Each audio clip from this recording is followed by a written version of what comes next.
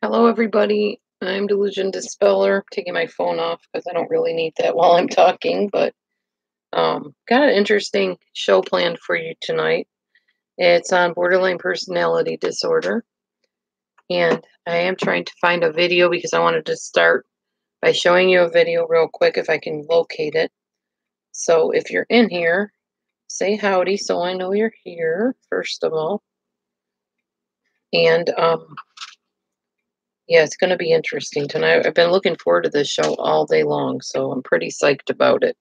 I'm going to be talking about borderline personality disorder, which is something that if you don't have it, you know somebody that has it or somebody that has traits of it. Okay. I just need to look through my videos real quick, see if I can locate my playlists. Let's see. It might take me a little bit to do this because I need the one with my daughter and myself acting out something, but it was from like a long time ago. So I need to figure out where it is. Did I get, yeah, I did. Check it out. Hang on, I'll show you that first. Then I'll look for the other thing. Here we go. The unmasking of the water tank. Da, da, da. Here it is. Here it is. Courtesy of everybody's kind donations, we now have hot water. We will for sure be taking showers very soon. I was going to take one tonight before the show, but here we go. Hot water. Hot water. Can't tell what I'm filming here. There we go. Yep. Thank you. Thank you. Thank you. From me to everybody. Thank you. I appreciate. See, that's what Super Chat is good for. Meeting needs for people. Sometimes it's good for wants too, but we really did need hot water. You have no idea how badly you need it till you don't have it, you know? So I do appreciate each and every one of your kindnesses. Don't feel like, oh man, I'm out all this money that I gave to this woman and I don't even know where it went. Well, now you know, now you've seen. Now you know that it definitely went to what it was supposed to go to. And how many times do you ever get to know where money goes that you send into anybody? You really don't, do you? You just assume that people are going to do what they say they're going to do with it. But now you know because you saw it. You saw the whole process. Michi likes it too, yeah. I'm sure she won't appreciate it when she gets a bath one day in it, but in the warm water. Just let me find this one video that I'm looking for. But feel free to chat amongst yourselves a minute while I do that. Meech me. What's up, Meech? Meech. That's Carmi actually doing that noise. I just realized that.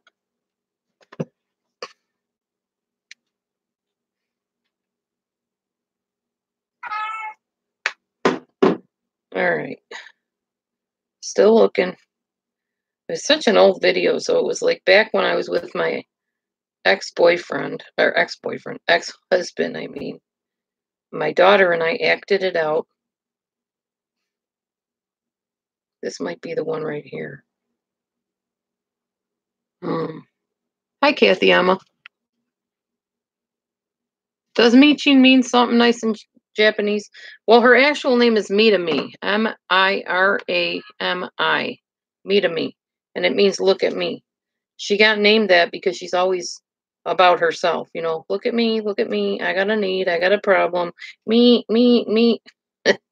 That's where she got her name from. So that's how that happened. Yeah. She had a real cute meaning for her name. Let's see here. My daughter and I did a couple of acting out videos way back in the day. So you're going to see that I am quite chunky in these videos. But I thought it'd be fun to kind of show them to you just to get the room started tonight. I'm going to be talking about borderline personality disorder for those who just came in. And I just thought it would be neat to start out with something like this. So give me a second. Let me get it chimed up here. For Delusion Discover videos. I'm going to be acting out a skit with my daughter. And I don't have my glasses on, so I'm squinting like crazy. To explain Hopefully you can see this. what it's like, one of the tactics that a narcissist or a control freak uses when they're not going to allow you to have a say. If you've ever been in a situation like this, you know what I'm talking about. This could be a borderline too, not just a narcissist. Somebody with borderline. Or attempts to talk to you and doesn't let you get a word in edgewise. I had this happen today. Somebody called me up and seemed like they wanted to really have a discussion, and then when I tried to explain my side, they just kept shouting over me. Are any of you familiar with this? Thank you, Shaz. Here we go. This is my daughter and I acting out a skit. Becky, can't we talk about this? No, it's so impossible to talk to you. No, you didn't come to my concert. You're not. How could you? Okay, but your brother. I'm so mad at you right now. Your brother's concert. My concert was at 3:02. Yeah. My concert was at 4:07. Okay, but I only had enough gas to get fair. Life is not fair. You're not letting me. It doesn't matter. You didn't have anything else to do. How am I supposed to have a discussion with you? Come on. Just say it. I don't want to hear it. You should have been there. You made a commitment. You even said to Dad, I'm going to be at her concert right on time. Becky, my brother's concert, Brandon. Yeah, and just had to go to my brother's instead. Please let I'm the youngest one. He's the oldest one. The youngest one usually goes first. Come on, Mom, can't you get this straight? Are you going to ever let me get a word in edgewise? No, because you didn't come to my concert. I tried. That's what you did. Come on. It's not like I always did. Okay, and on it goes. There's no sense in playing the whole thing. You get the drift. This is how it is sometimes talking to people that have personality disorders. There is no getting a word in edgewise at all. So I thought that would be appropriate to play that little skit that my daughter and I did way back in the day when I was quite chunky. Thankfully, I've lost a lot of weight since then, but I thought it was appropriate to kind of give you a taste of what it's like to be in a conversation with somebody that has borderline personality disorder or even narcissistic personality disorder. Yeah, Petunia. People that have those disorders sometimes have a real hard time regulating emotion. So it becomes, thank you, Kathy. I assume you're comparing me on the iPad to now. Because I do look a lot better now than I did back then. That is for sure. I'm going to find another one too that I can play later or now, depending on how it fits in. Sorry, this is a little disorganized. I'm trying to make sure everything flows pretty good tonight because this is a really important topic because it's a very common thing that people don't realize what they're dealing with when they're dealing with it. So I'm going to set this down here for a minute because I have the other one fired up. Hopefully it will not go anywhere on the screen. All right. Thank you, Kathy. I appreciate your compliment. All right. So we're going to talk about the traits of borderline personality disorder tonight. And one of these traits is intense adoration. What this means is when you first meet somebody that has borderline personality disorder and they're looking to make friends, because borderlines, unlike narcissists, really do want friends. They want to have relationships. They want to have love in their lives. They want to have affection in their lives. They just don't know how to maintain relationships in a healthy way. So when they come and meet you for the first time and they decide, I want that person for my friend, they will pour out the affection on you like you never had it poured out. They will hug you. They will kiss you. They will tell you you are wonderful. Oh my gosh, I never met anybody like you. You are just incredible. You are beautiful. Everybody, look at my beautiful, awesome friend. I've never had anybody in my life like her. I am just so blessed and so fortunate to have met her. And they will just pour it on thick. I mean, really thick. Kind of like a love bombing session, sort of. But their intent is not evil. Their intent is they want you to feel comfortable with them.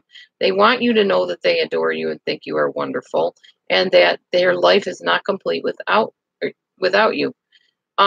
Another type of trait of a borderline personality is feeling empty. They feel like a hollow tube or a dark hole. They feel like something's always missing. They lack an inner core, like a really deep inner core.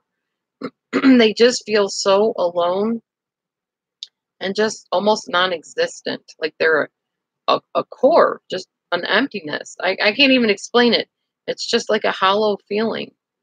They have anger issues. They get very out of control with their anger sometimes.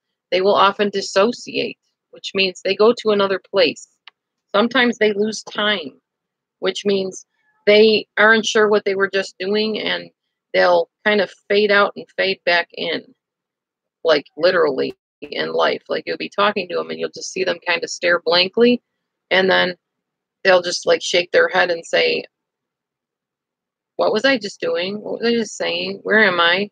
You know, almost like an amnesia, but it's like a temporary thing. Hang on a second. I'm trying to read something real quick here. Sorry, got sidetracked. Hey, buddy. All right. Okay. So they will also get very paranoid sometimes. They feel like people are out to get them. They feel like you have an ulterior motive, or that you really don't want them around, but you're just kind of humoring them. All kinds of stuff like that. All right. They go from I love you, I adore you, I'm impressed by you, I admire you, to then flipping and devaluing you at some points. And oh, gotcha, Petunia. So they'll go from I adore you, I love you, I need you in my life, to I don't know what I ever saw in you, you're crazy, you never loved me, I never loved you, I was stupid to think that you really cared. Okay. And this flip-flops back and forth throughout days. It's not like with a narcissist, it could go on for months that they're just showering you with love and adoration and whatever. And then after those months are up, they start tearing you down. With a borderline, it's throughout the day, every day. Or maybe not every day, but throughout a day when they do it.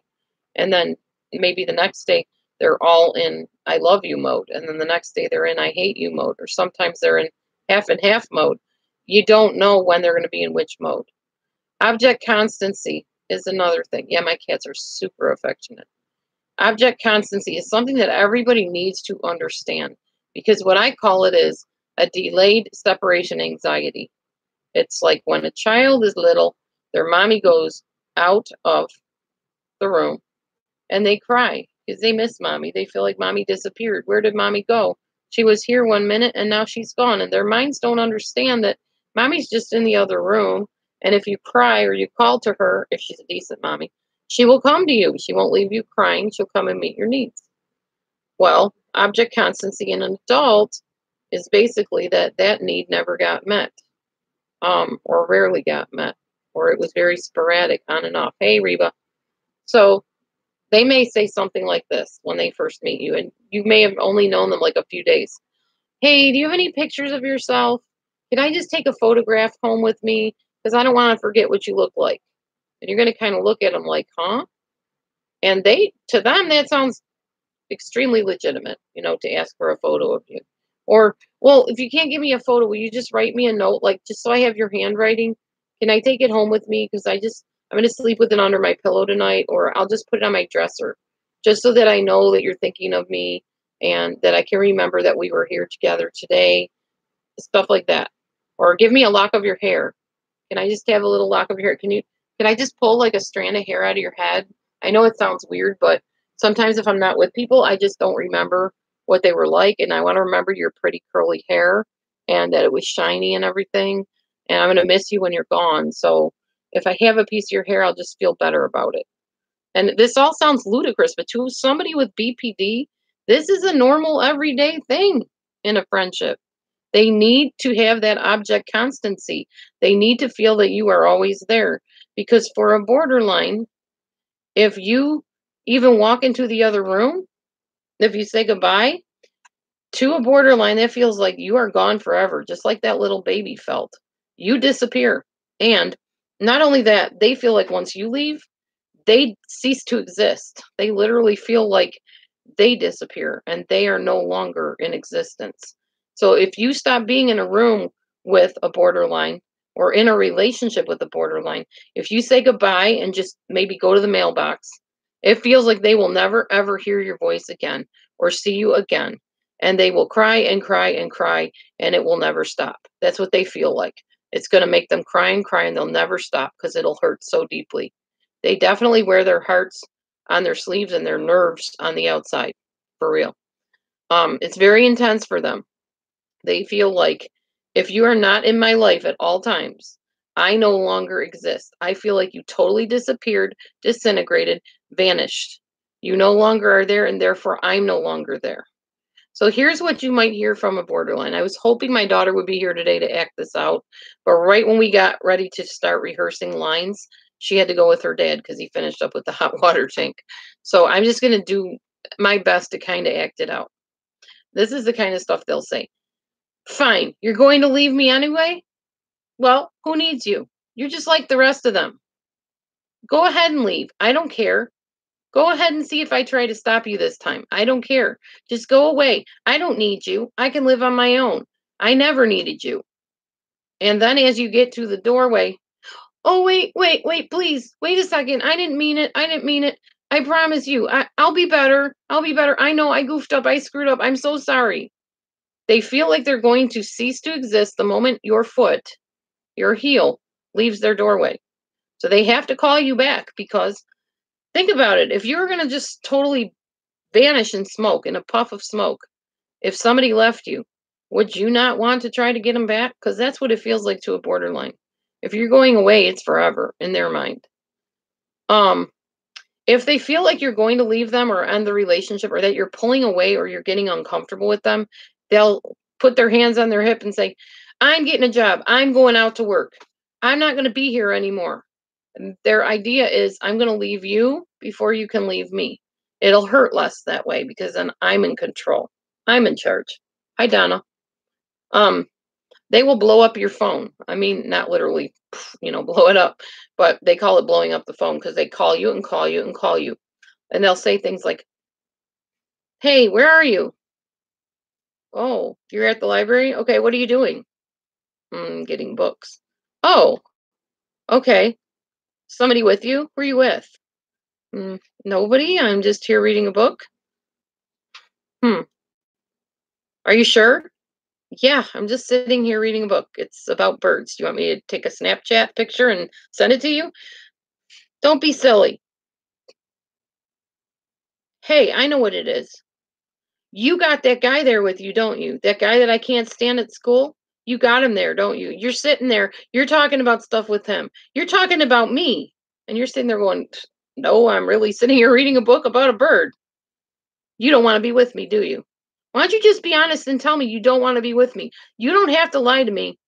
And you're sitting there going, I'm not lying. I'm really sitting here with a book about birds. And they're like, yeah, you don't have a book there at all. You're just telling me that. You just don't want to hurt my feelings. You just don't want to be with me anymore, right? Is that what it is? You don't want to be with me and you don't know how to tell me?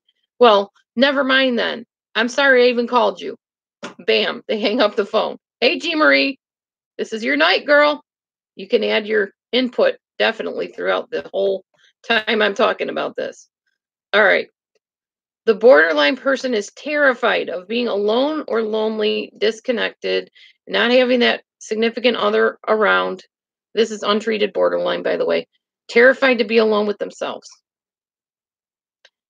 Enmeshment. This is another thing with borderline personality disorder. Enmeshment means you don't go over to somebody's house and hang out with them every once in a while. You literally try to move in and become their family.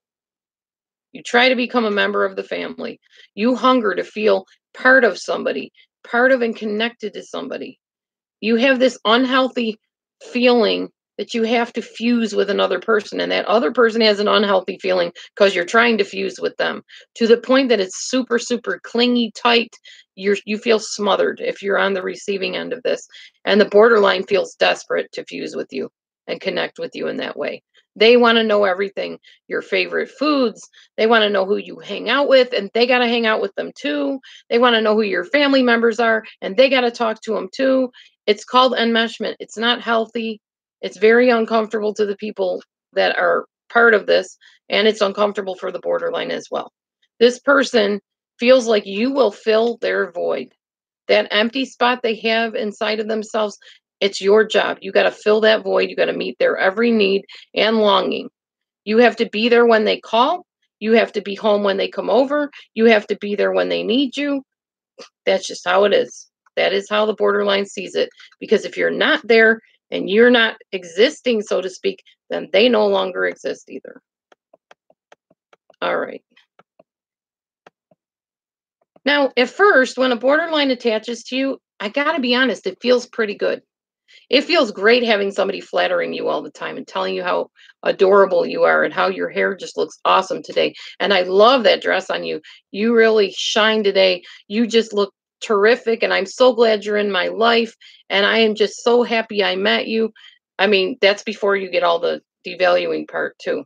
But that's at first, that's how it is. And it feels wonderful. You feel like you are just the creme de la creme. You are the top of the top of the heap, and this person adores you. Who wouldn't want to be adored? We all want people to like us, right? To a certain extent. Well, the problem is, after a while, you start feeling smothered and suffocated and like, man, I can't even go out my door without this person calling me. And yeah, exactly, G. Marie. Thank you. I can't go out the door without this person calling me, without them wanting to know where I am or who I'm with. This is like too much. I need some space. I guess I need to just tell my friend, I just need a little space.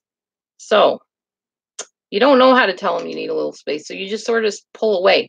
And the borderline has got like feelers. They can tell when you're not always there on the phone, or when they come over and you're in the shower instead of waiting at the doorway to open the door, or you've backed off. They just know you've backed off. And that's very uncomfortable and scary for them. So you tell them then, if they're like, well, where are you? Why weren't you at the door? Why didn't you answer my call? I always call you at this time. Why didn't you pick up the phone? What were you doing? Taking a shower? Okay, but you always take the phone in there with you. Why didn't you take the phone in there with you? Whoops, sorry. And you're like, well, I didn't want to get the phone wet. Oh, yeah, sure. Okay. You didn't want to get the phone wet. No, you didn't want to answer the phone. You didn't want to talk to me. That's what it was. You knew it was me. You saw my number come up on the caller ID and you did not want to talk to me. Why can't you just tell me the truth? And here we go again. And you finally sit down. You say, look, we need to talk. What do we need to talk about? Did I do something wrong? Did I say something wrong? If I did, I'm sorry. I'm so sorry. I won't say it again. Tell me what it is. And you're just like, oh my God, I just want to talk to you. Have a seat. Let's have some tea, something. And you're sitting down and you're like, okay, I don't want to hurt your feelings. I really don't. And I don't know how to say this without hurting you or scaring you or making you upset, but I need some space. I have my own life. I want to be able to go to my boyfriend's house without you tagging along or without you calling me the whole time I'm on my date. I want to sit down with you and be able to talk to you, but then I want to be able to say goodbye and have you be okay with it. I just need some me time. Can you give me some me time? Me time? So you want me time. So that means you want time away from me, right? That's what you're saying? You want time away from me? No, I'm not saying I want time away. Well, yes, I am, but and then at that point you don't even know what to say. Because you're like, I never mind. Okay, you can come with me. You can do whatever. It's fine. Just try to like lay low and let me have my time to sit and smooch with my boyfriend without you like peeking your head up over the back seat, wanting to know what we're doing, because it's kind of uncomfortable. It kind of feels invasive.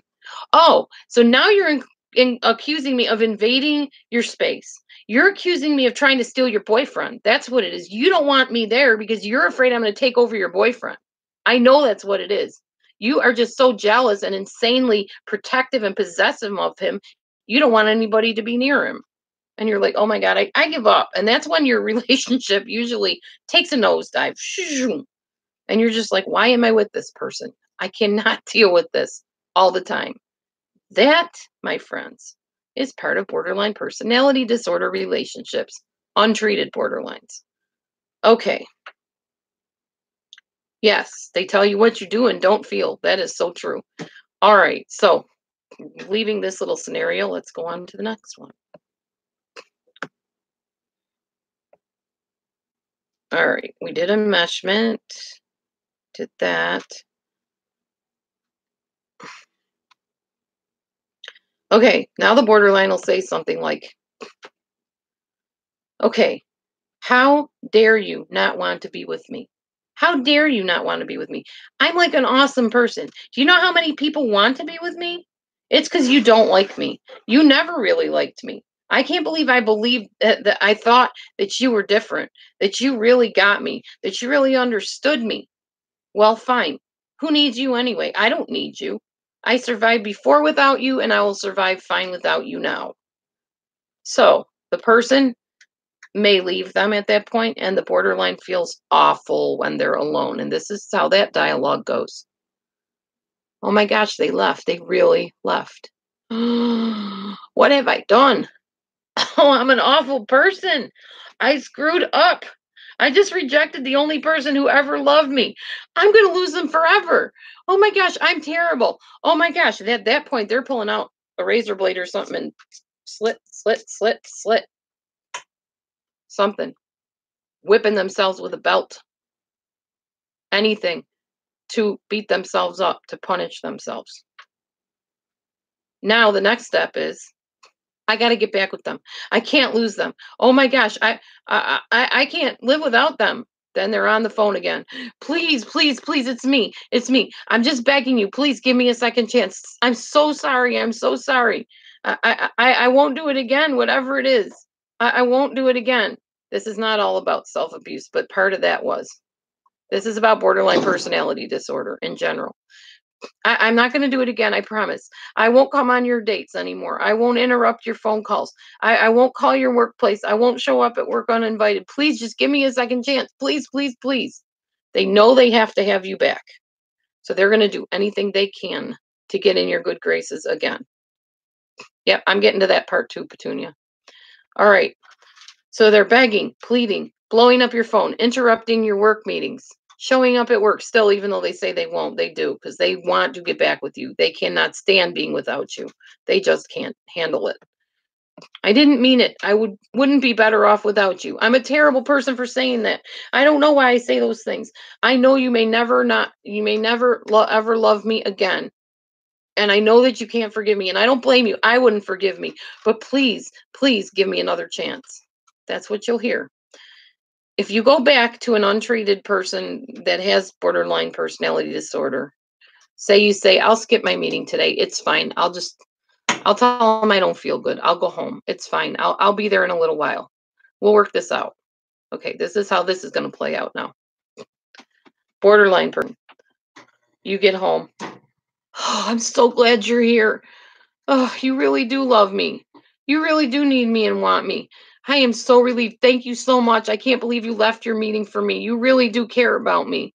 Oh my gosh, I'm so glad I was right about you. You care. You love me. Or they might do this. You know what? I thought about it. I don't even understand why you stay with me. Why? I'm not worth it. I make you leave your meetings. I make you lose your jobs. I make you lose your friends. I wouldn't stay with me. You know what? There must be something wrong with you because you're like so successful. You're beautiful. You're incredible. Why would you stay with me and allow me to abuse you? What is the matter with you? You are so messed up. I'm better off without somebody like you. And now you're sitting there going, what? I just left my job. I left an important meeting at my job for you to now flip-flop over and tell me there's something wrong with me because I stay with you? What? Yeah. Okay, then they'll flip back to, you know what, though? We really click well. Don't we click well? Don't we have really good conversations? I remember that time when you told that joke and how hard I laughed. I can't imagine my life without you. I don't know what I was thinking. Now, this goes on like flip, flip, flip, flip, flip, flip, one right after the other. This is not necessarily like long spaces in between. This is literally flip-flop, almost like bipolar, similar. So this goes on over and over and over again through the months, through the years, if you stay with them that long, until somebody has had enough, usually the person on the other side, the receiving end of the borderline, or decides to live for years with chaos from the borderline personality disorder. Yep, they flip, they abuse you, they make it your fault. Exactly. All right. Now we're talking about self-harm. Was it Petunia? No, Cheryl. Here we're talking about self-harm now. Okay. This involves cutting, burning, and addictions. They'll say stuff like, if you leave me, I'm going to shoot myself. If you leave me, I'm going to take all these pills. I'm going to slit my wrists. I'm going to end it all of it. It's done. You will never see me again if you leave me. If you go out that door, plan on not seeing me. You're going to see a corpse here because I can't live without you. Now, if they say this to you, take them seriously, get them help. They are unstable and they lack self-worth. And because of this, they need help if they're not treated. You need to call 911. You need to call a borderline support person hotline, whatever is out there available to you. And maybe there's somebody in this room that can give you some phone numbers if you need this. Do not ignore them. When somebody threatens to kill themselves, it's serious. Don't ever think that they won't do it. Don't ever believe that thing about, well, people just threaten things. People always say they're going to do something. Oh, that's terrible, Petunia. I'm sorry. You can't honestly think that somebody's not going to do something they threaten because you don't know. And wouldn't you, rather get them the help that they need instead of assuming that they're not for real about what they're saying? Hi. Hi, Mrs. Analyzer. Okay, so now we're talking about affective instability. What this means is a lot of times with somebody that has borderline personality, they lack emotional depth or they're overly intense. So they're either extremely, extremely angry looking people or they're blah. They just have no expression on their face. And it just depends on what mode they are in at the time. They can be very, very reactive. If they go into depression, it's extremely deep, extremely deep. Like a depression, if you've never been in that, you don't understand what that's all about. And it will last a long time. You will not be able to pull them out of it. And it's scary because you're afraid they're going to start becoming suicidal next. And if they get like that, the best thing to do is try to find them help also. They can become irritable or anxious for a few hours to a few days or many days. They get them help, Cheryl. They get to a therapist, they take them there, they learn what the triggers are, and they try to help them through it. It's really difficult. So that's the next thing I was going to talk to you about. None of this is something that you are warned about. There's no warning about this. There is no visible way that you are going to know that the tables are going to turn and this person's going to become angry or sad or depressed or extremely happy. These are patterns, and they're usually all over the place, up and down and in and out and everywhere. You just don't know what to expect. They call that waiting for the other shoe to drop. Yeah. Hi, Mrs. A and Mr. A. Mr. A plus. That's funny. There are triggers sometimes with a borderline, but it can be like something sudden, a look, a noise, a sound, a gesture can set off borderline personality triggers. And it can be even the tiniest little thing. You don't know it. You don't know it till it happens. And that's the hardest thing about it. Moods can go from irritable to angry to depressed to super happy, similar to bipolar disorder. You feel like you're walking on eggshells to avoid triggering a person with this disorder. Yeah, definitely take them to the doctor. For real. Let's see. Excuse me. It's a very good book to stop walking on eggshells. If you can get that book, if you're dealing with somebody with this, very helpful book. You could be talking to them too soon if they've had like an episode of cutting or something that really upset them. Be careful. Try to feel it out. But honestly, with people with this type of disorder, it's really hard to know timing wise when to talk to them about what. Using the wrong tone with them can also trigger them. so that they feel like you're attacking them or blaming them for something. They can become very paranoid. They can think that you don't like them or that you're plotting against them or wanting to harm them.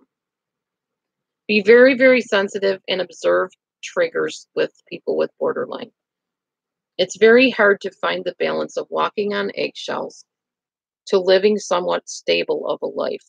It's very disconcerting to live with somebody that has this, very difficult, maddening, unsure, and confusing. The best thing for people with borderline personality disorder is dialectic behavioral therapy treatment or cognitive behavioral therapy treatment. It's excellent. And if DBT is not available, establish the understanding of other people's emotions and reactions. Try to learn what makes them tick, try to understand them, and try to understand that everybody suffers when a person is borderline. And the one thing about DBT is it helps the borderline understand how what they do, what they say affects other people, why it causes reactions in other people. Because no, they really don't realize this automatically at all. Whereas we know that if we give somebody an angry look, they're going to be like, "What'd you look at me like that for?" A borderline might not realize those things. They seem so obvious to me, but somebody that has borderline personality does not always get those types of understandings about that. Trauma therapy is great too, Jean Marie. Thank you. Jean Marie has gone through borderline personality disorder, but she is treated and being treated for it. Um, Thing to know about borderlines is they have an unstable self image. They feel that they're not worthy of love, approval, affection, or attention. Hi, Lindsay. Yes, Cheryl, they can. Um, Victims. They feel like nobody loves them. They're worthless, useless, have no purpose. They're ugly, they're stupid, they're a mess. They feel that, oh man, I harm myself, I overeat, I don't eat enough, I'm worthless, I'm stupid, I don't know why I do this. I just hate myself. They want other people to feel bad for them because they feel so bad for themselves. They are very demotive of themselves. They often take on codependent roles, which means they feel they have the answers for other people and they have the money to take care of them. They will often be the helpers. They'll drop everything to do something for another person, even if it's hurting themselves or making themselves sick. They're always searching to find self. They don't have a sense of self. They don't know their own inner core, their talents, their abilities, their desires. So they need to have that significant other to tell them that when really they need to get that for themselves. They look to others as their mirrors to decide who they are, and they watch people's reactions to know how to act for themselves. They never feel good enough. They never feel like they're as good as other people. They never feel like they succeed. They often hear their punishing parents' voice in their head, telling them they're stupid, telling them you're worthless. I don't know why I ever had you. You know, evil, mean words said to people. They base their sense of self on their latest achievements. So, in other words, they're not human beings in their own mind, they're human doings. If they can't succeed at something, if they didn't do something special for today, then they just failed. They're failures, epic failures. They blame others sometimes for their issues. You know, if you had been there, I wouldn't have been cutting myself. If you had taken out the trash, I wouldn't have felt so bad when it spilled all over the ground when I was taking it out there and I tripped and dumped it. You should have done it, that kind of stuff. They also split people. Now, what I mean by that is you're all good, you're all bad. I adore you or I hate you. There's never in the borderline's mind the idea that somebody can have a little bit of good and a little bit of bad in them.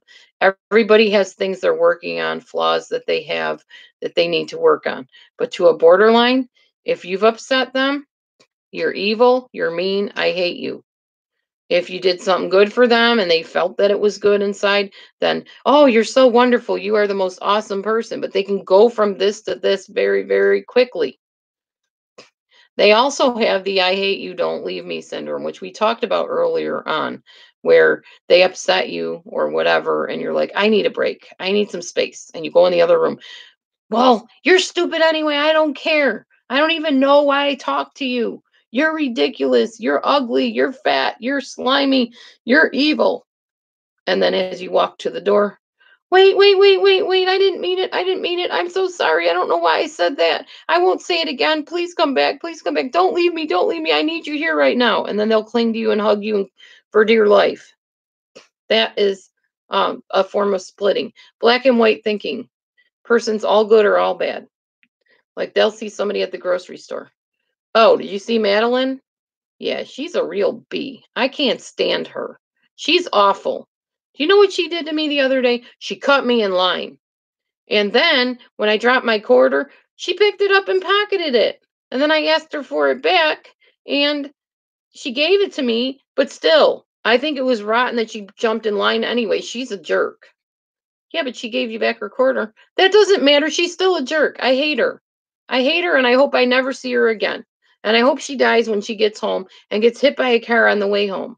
And you're like, because she picked up a quarter, which she gave back to you? I don't get that. Okay. Or they'll flip it around and say, remember Madeline? Oh my gosh, she was like so nice to me. I don't know why I was so angry at her. I just thought she was, just a terrible person. But you know what she did for me today? She actually said she was sorry that she cut in front of me the other day. So, um, she's like my best friend now. I adore Madeline. I never met anybody so wonderful as Madeline. She is so beautiful. Have you seen her hair? And then they'll go on and tell you how wonderful Madeline is. Black and white thinking. So the one day she had the quarter in her pocket and didn't give it back right away, automatically she was evil and sinister and had bad intentions. But as soon as she started talking to her and apologizing, then all of a sudden she's wonderful. She has perfect hair. She's the most beautiful specimen that ever walked the earth. That's black and white thinking. People are made up of good and bad parts, not all one part or the other. But if the person with borderline is happy with you, they see you as almost like a god. If you cross them or they perceive that you're about to back off and leave them, they will see you as evil and black and awful and worthless and useless. Okay. There's so much on this I have to talk about tonight. So we're going to be here for a while. I'm planning on keeping the room open till about 8 o'clock. It's going to take me almost till after 7 to get through all this. But it's really good information to have. And if you went to a therapist to get it, you'd probably be paying a pretty penny to have all this taught to you. So hopefully this is valuable to you and it will help you immensely in your life. That's my heart, is to help you. Hi, Cheryl. Okay. Impulsivity. People with borderline, untreated borderline, are very impulsive. They do things without speaking, and then they regret it later, usually. Substance abuse. Sexuality, like hypersexuality, going from person to person to person. Spending, binging, reckless driving, addictions, compulsions. These are all part of borderline personality disorder. Usually, at least 2 of these is what a borderline will have. At least 2. They act without thinking is basically the basis of it. Sex without protection, alcohol and drug abuse, eating too much or eating not enough, like anorexia, too much money being spent, reckless driving, ponytail out the window and cares to the wind, basically. Yes, exactly, G. Marie. Very good point. They were stunted at a young age, so they act like that age. So if they were, something bad happened to them, we'll say, at age 8, then they're stuck at age 8. If it was at age 14, it was stunted at age 14. And that's where they're at in their mind. All right.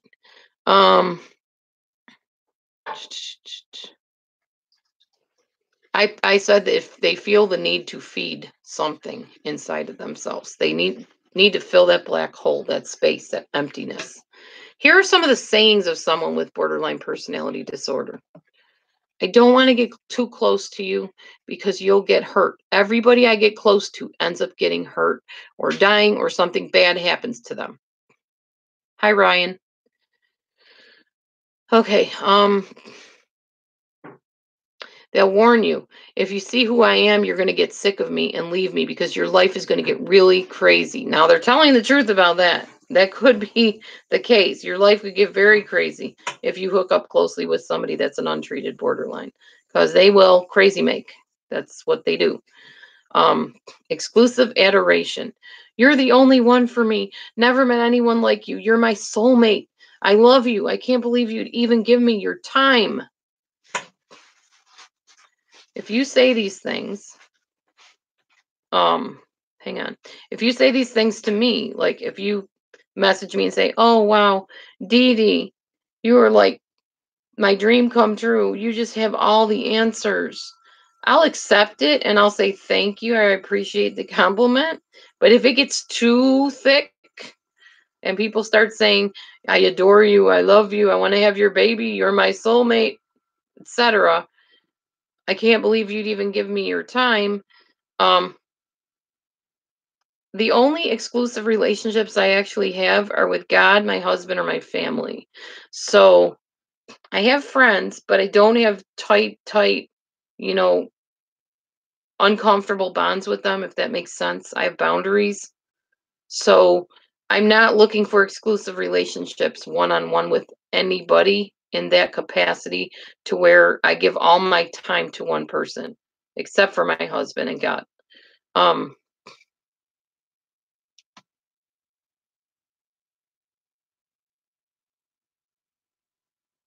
oh yeah, it's very tormenting. You're right. Definitely. Um, Or they'll say, "I'm so afraid you won't like me. I don't want you to not like me when you really get to know me, so I don't want to let you in too close. You're the only one I do this with. I only talk to you about these things. I never trusted anyone like I do you. I can tell you anything. If you just if you just met them and they're saying this kind of stuff, run like the wind. Danger signs, red flags, latching on in an unhealthy way. Not comfortable, not healthy, very toxic." All right. Um And then we talked about engulfment and enmeshment already. So engulfment is kind of the same thing as enmeshment. And this isn't as long as I thought it was, but it is taking me to almost 7 o'clock. I have one more video I want to show you, and then we can have a discussion on this or whatever. Um, Also, part of, excuse me, part of borderline and narcissism is grandiose thinking. I am going to give you a little demonstration. Again, my daughter and I acted out this skit back when I was with my second ex. Hope you get the information here pretty well. Here we go. Oops, hang on. The narcissist.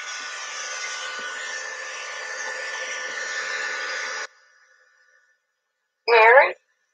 Yeah, I saw that you called on the caller ID. What's wrong? Oh my gosh, you're kidding me. Really? Oh man. I know, we were praying for her for such a long time. That's terrible. Oh my gosh, yes, I'll tell everybody to pray for that family, definitely. Yeah. No, I can imagine. Oh, I totally understand. Look, don't worry about anything. Just take it easy tonight. You know, this is a really big blow. She's been sick for a long time, and I know this has got to be hard for you. Yeah. Okay. Yeah, girl, you just take care of yourself, okay? Yeah, let me know how you're doing. Yeah, it's me. Okay, and if you need anything, don't hesitate to call. All right. Okay, thanks for letting me know. I am so sorry. That's such sad news. Okay. Yeah, our prayers and thoughts are with you. Okay. All right. Okay. Yes, I love you too. Bye. What's wrong? You remember Mary? Yeah. Well, her aunt passed away finally. Remember the one that was stuck in the hospital? So it's terrible. That old hag?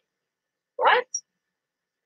She's not okay. She's not that old. She was like only in her 50s or maybe 60s.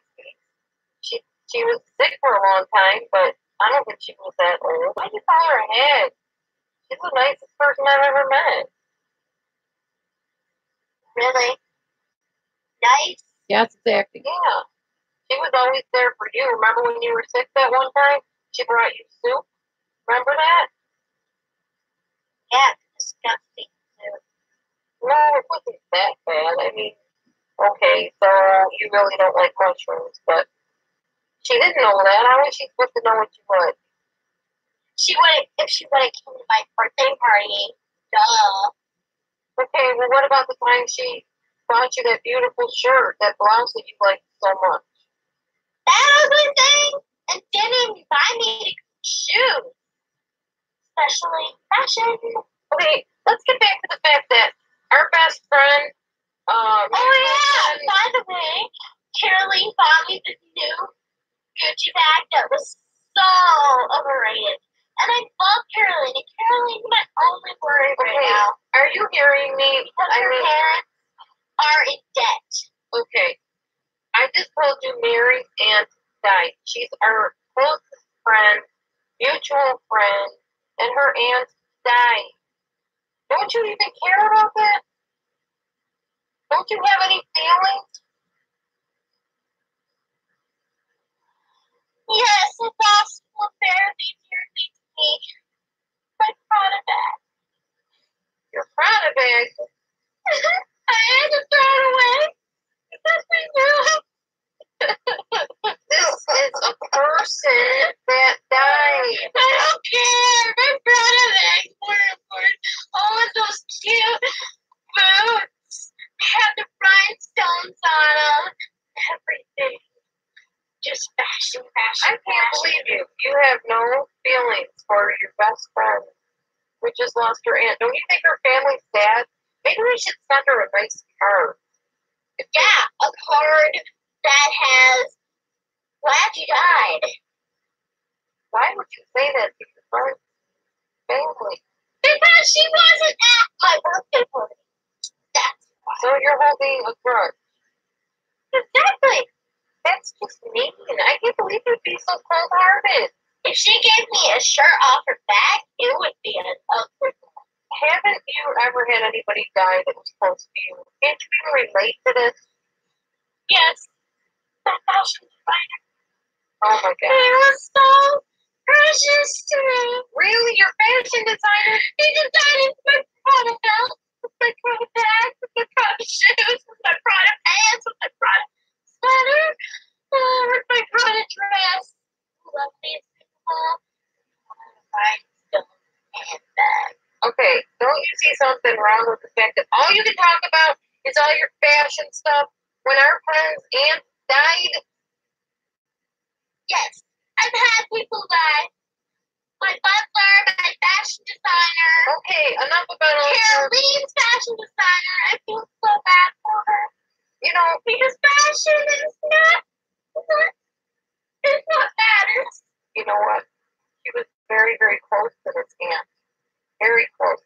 She'll never be able to, find anybody that's like this aunt. She was just super close. They were like so tight, and this aunt helped her through so many things. She was there for her, and I just don't understand how you can be so cold-hearted. Yeah, but did she ever buy anything for me?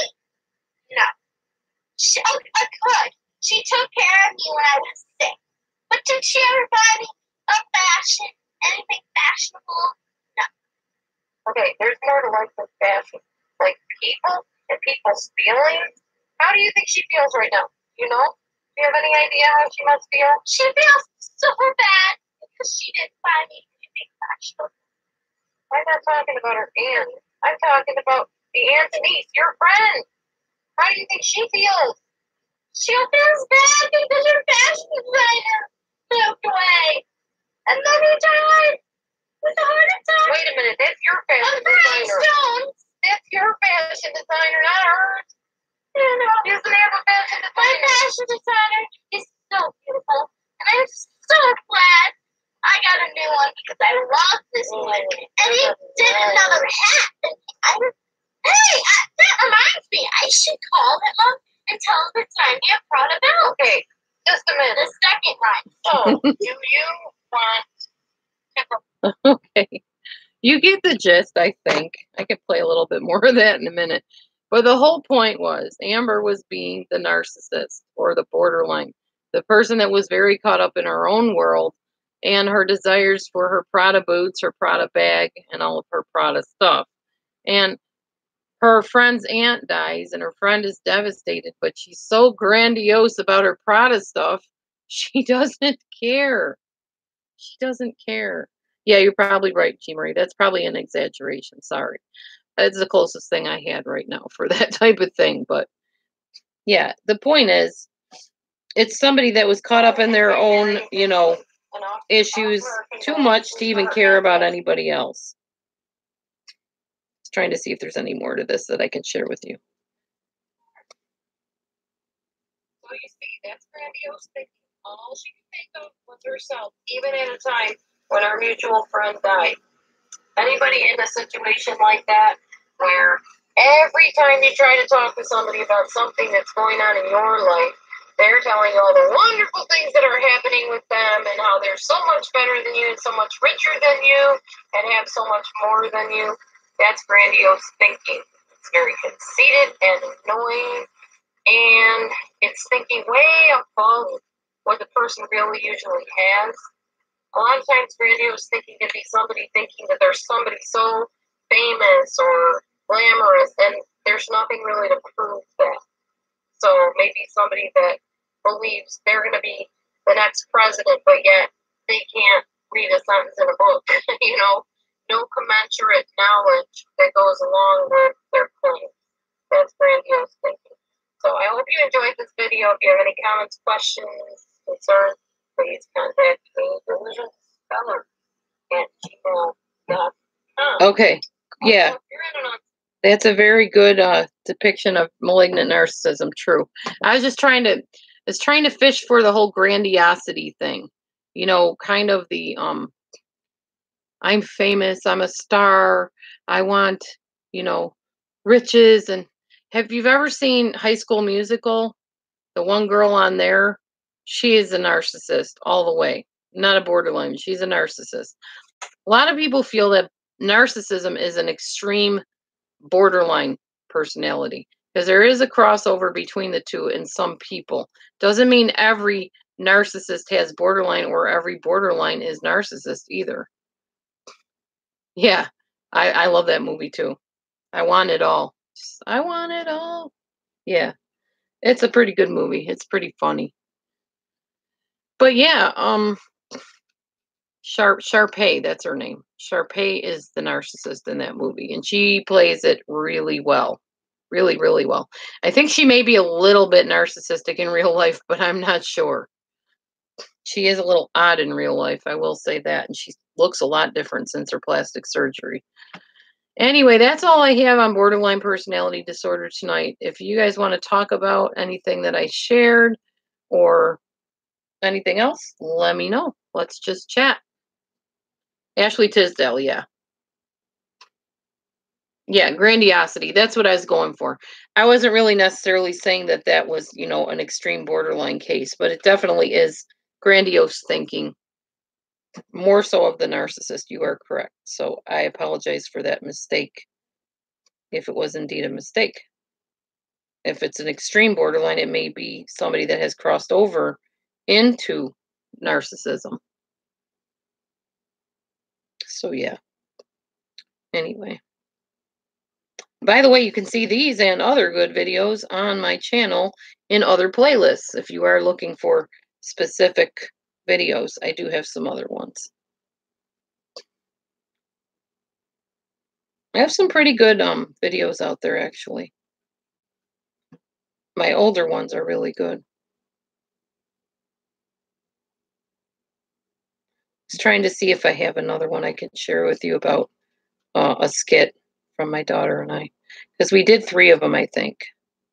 I'm just not really sure if I still have the other one or not. She's gotten quite a bit older since I did these skits, that's for sure. She was like 10 in that. Now she's like 19. So that was 9 years ago. Hard to believe, but yeah.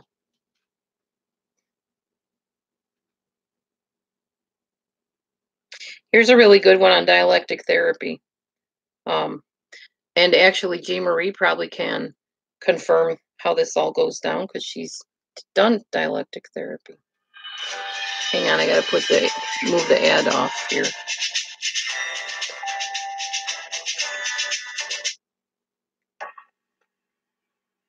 Hi, I'm Condition Seller. Hopefully you can And hear this. to recap, I was explaining basics of dialectic behavioral therapy and I don't think you're going to be able to hear it. It's too much of a buzz. Now I'm going to go into specific Hold things on. that borderline Tell me if you can hear this. If you patients can't, then during their I'll try to just progression. do a one on my own. These are called stages and targets.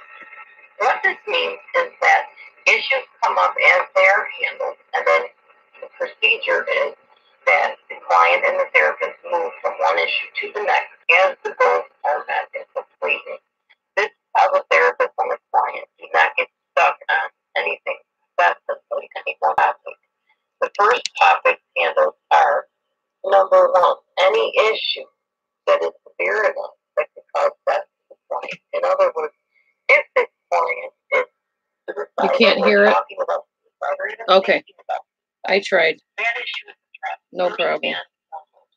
The first target is to reduce any. All right. We'll wait on that then.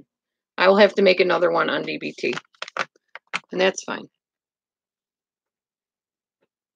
All right. So we can just chit chat now on whatever you want to talk about.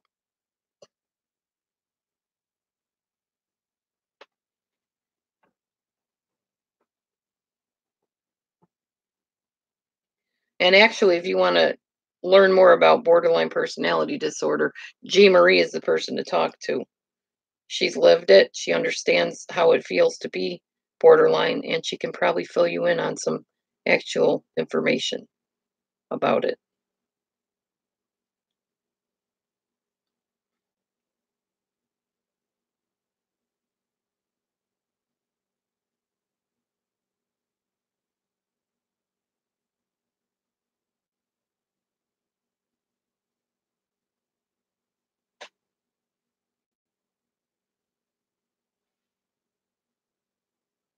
Lower volume. I don't think that's going to work, but what I will do is go back and watch it and redo the video and just come on and share. I just won't do that today. I'll save that for another night. I'm always looking at different topics to share on the live shows anyway, so I'll do that one next time.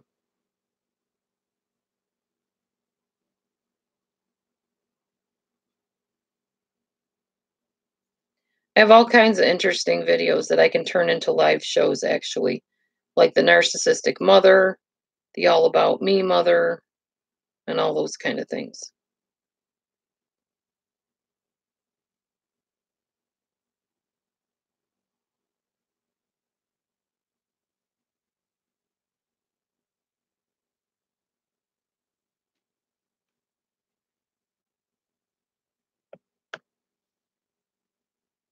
Codependency, sure, definitely. I can make that my next video, codependency. I'm like the queen of that. Thankfully, I've overcome that problem, but yeah, I've been there, done that, understand that all too well.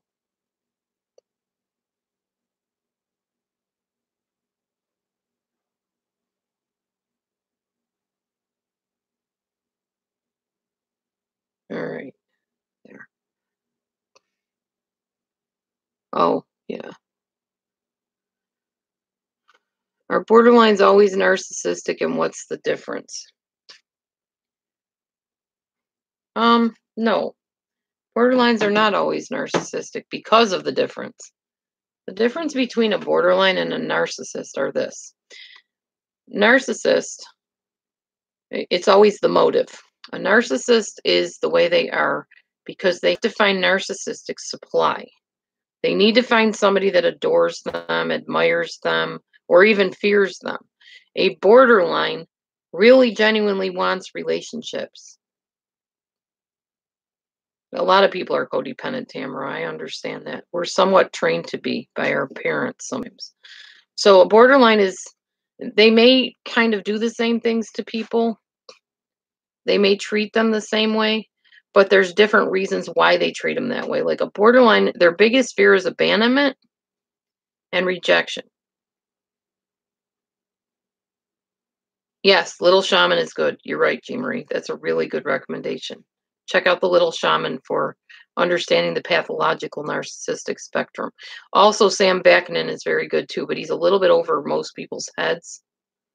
He doesn't break it down simple enough. He goes way into the technical stuff, and it gets kind of complicated and muddled up in there. Anyhow, so a narcissist is somebody that wants basically puppets. He or she wants puppets to do their bidding, but then they get sick of the puppet and shove them back up on the shelf and take down a different puppet.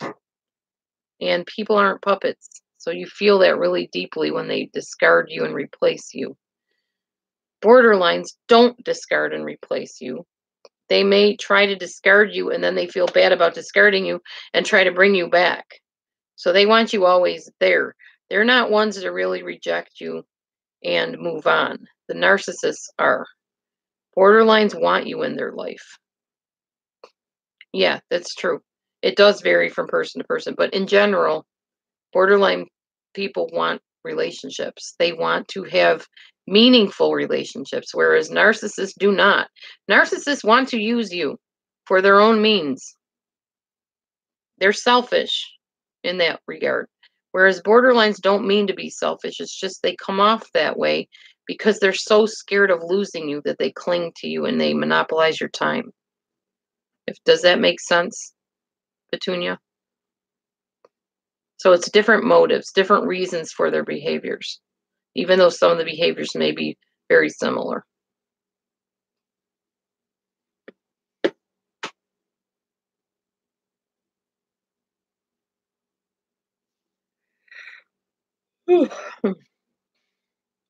Yeah, that too. Empathy. Narcissists have very little to no empathy. Very true, Jean Marie. No self-awareness. Like I said, just ask Jean Marie. She has the market cornered on understanding the borderline because she lives it every day.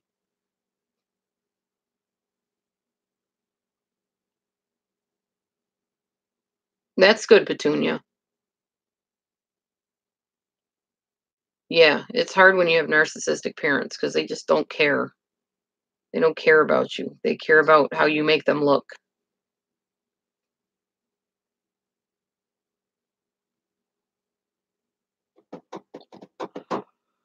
Anyway, I'll leave the floor open for like another 5 minutes and then I'm going to close down because I shared what I came here to share tonight. It went really well. We didn't have any disruptions, which is always a plus.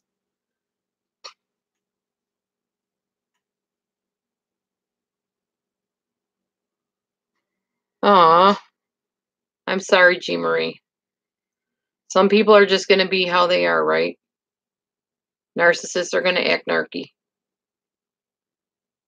They do it well. That's all they know. So you got to pray for them and put space between you and detach a little bit. Love them from a distance. Night, Tamara. Or Tamara.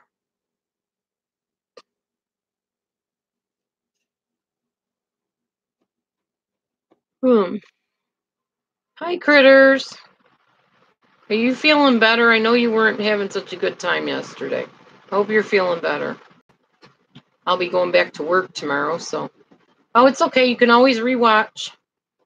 It'll all be on there. Yeah, I got you, Jean Marie. That's what they're all about.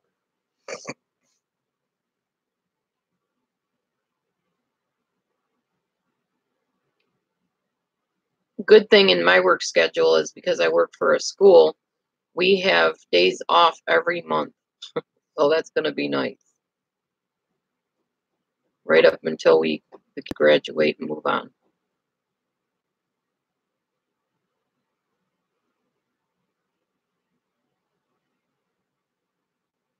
Yeah, she's definitely a survivor. She's getting the help. She's getting the treatment she needs. So that's good.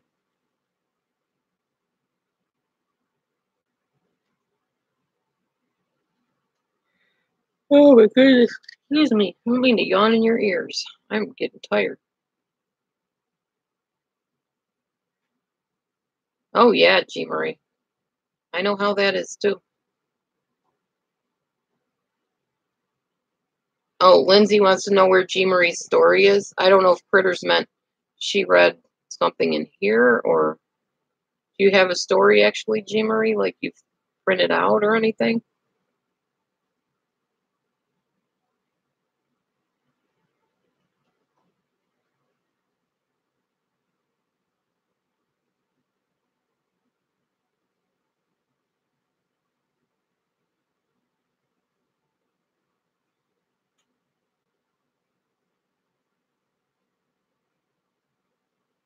Oh, okay.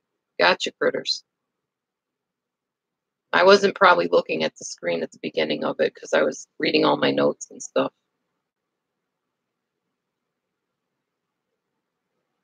Yeah, you can probably go back and read the live chat afterwards.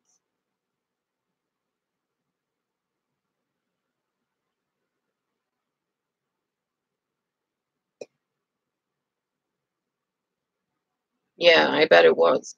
G. Marie's been through a lot, working hard on her coping skills and stuff with her therapies. Oh, I know how that is too, G. Marie. Hard to believe that the guy that actually installed my heater, my hot water tank, is a narcissist too, but he is. I was thinking about that the other night. I'm like standing here saying, "Oh, this is my ex-husband over here putting in the hot water tank," and I'm like, I wonder if they're putting two and two together, realizing that that is the guy with narcissistic personality disorder. It is. That's why I was like surprised when he didn't care about being on my video, because he knows I talk about him and tell people that he has narcissistic personality disorder. He doesn't care. So to him, it makes him notorious, you know. And narcissists, whether they're feared or adored or loved or whatever, admired, they're good with any of it as long as it's attention.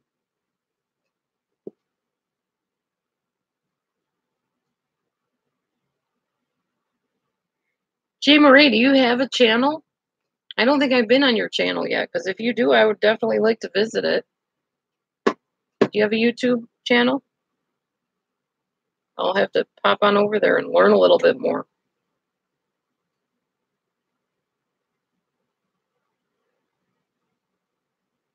Oh, yeah, he came. Oh, let me show you. I'll unplug this to show you it. Da-da-da! There it is. It's where all the super chat money went, right there. There is the hot water tank, the new one. And here's my hot water. Yes.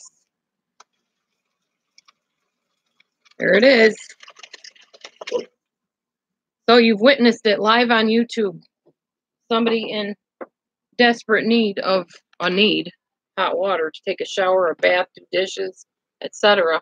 And your kind donations were what made that possible. How many times when you give donations do you ever get to see or hear where it goes to? You actually get to see and hear it. There you go. I told you I would spend it on that. I'm not a shyster. I don't try to bilk people out of money and then just go and spend it on whatever I want. I'm accountable about it. What, buddy? You don't need to go out there. It's all full of snow, bud. There's snow on the ground. It's too cold for you.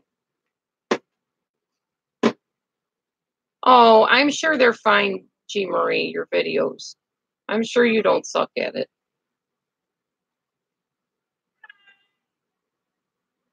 What, buddy? Yeah. Well, I guess as he put it today, I said, well, I'm glad you're here. He goes, yes, I have paying clients that come first. I'm like, okay.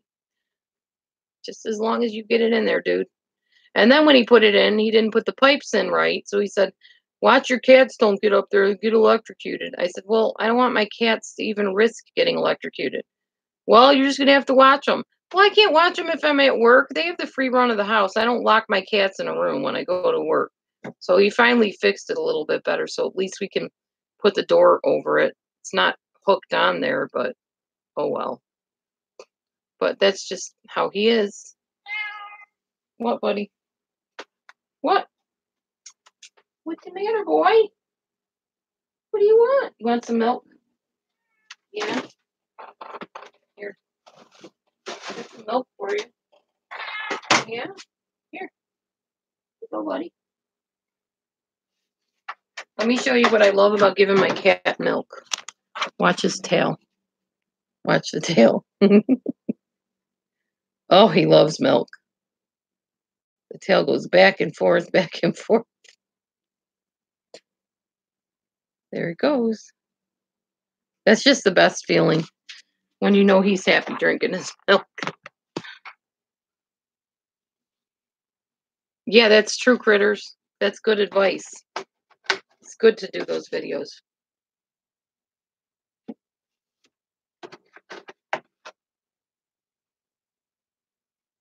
Yep. Is Mrs. Analyzer still in here, or did she pop out? Because I know she's about to do a video sometime tonight. Hopefully not too late, or I'll be snoring watching her video. What? I'm disturbing your peace.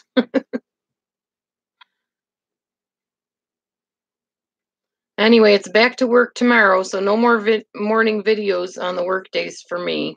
I got to focus on work. So I wanted to make sure I got on here tonight. But I'll try to work on a codependency one for tomorrow night. Probably around 7 o'clock. Yeah. Hold on, guys.